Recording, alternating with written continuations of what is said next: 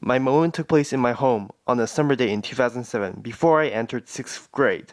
My mother often gave us educational DVDs to watch, and on this day it was a DVD about the exploration age, focused on Spanish explorations of the New World. The DVD was about the fall of Native American civilizations of the Aztecs and Incas. However, not only did the DVD say that the Aztecs and Incas became conquered, but it also said that they died out. On a hot summer day in the summer of 2007, Robert and his two younger brothers, Michael and Brian, watched an educational DVD about conquistadors and the fall of the Aztecs and Incas. Little did they know how influential a phrase said in the near end of the DVD would be.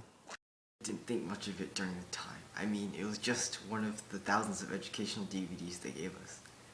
I was getting a bit tired of them, but sitting down on a bed with my brothers and watching them was at least better than working all day on math problem sets that my mom prepared for me. I remember when my oldest brother's expression turned into one of astonishment at the end of the tape, when one of the presenters on the educational history shows stated that the Aztecs and Incas simply died out. He said, "There's no way that's true." But yeah, Michael, I didn't think much of it at the time. What makes you think it clicked with your brother? Oh well, Robert has always shown sympathy for underdogs and conquered peoples in history. He believes that history is written by victors. He wants to explore both sides of all issues. In this case, he felt like the Native Americans' legacy in the Americas was being dismissed by that one statement. After finishing that DVD, Robert set out to find more about all types of Native Americans. After researching online, he found out that indeed the Aztecs and Incas lost the vast majority of the populations due to cruelty from the invaders and diseases. However, many of their descendants still live on today. After the credits of the DVD, he came over to me and asked me to give him my laptop. He said he had to get a summer school project done, which I believed.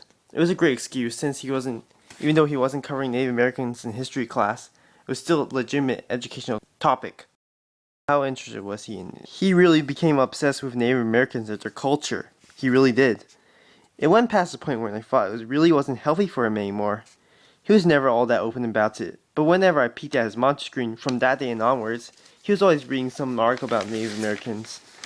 At the beginning, I believed it was just another quick obsession of his that would disappear within a few weeks. He's had brief but strong obsessions over certain characters in films before. Before I realized it though, he was reading only the sections about Native Americans in many history textbooks we had at home. I thought it was sort of funny, since our family very likely did not have any relations or interactions of any sort with Native Americans. Plus, I was concerned that this interest would take time away from his art studies. Well, did it? Nah, he kept asking me for more DVDs and books about Native Americans, but ultimately, I don't think this particular obsession was that harmful. I mean, it was at least educational. The significance. The statement made at the end of the DVD shocked me, for I knew that it wasn't really true. I later did find out that, sadly, a few tribes did actually die out due to the cruelty by the settlers and conquistadors, as well as by the diseases they weren't immune to. But many Native Americans from many different peoples and tribes are still alive today. This really opened my eyes to not only the issues of Native Americans, but to many other cultures around the globe. Psychologically, I left the sheltered and colorful world my parents brought me up in, and I became very interested in world issues and continuing brutalities against native peoples.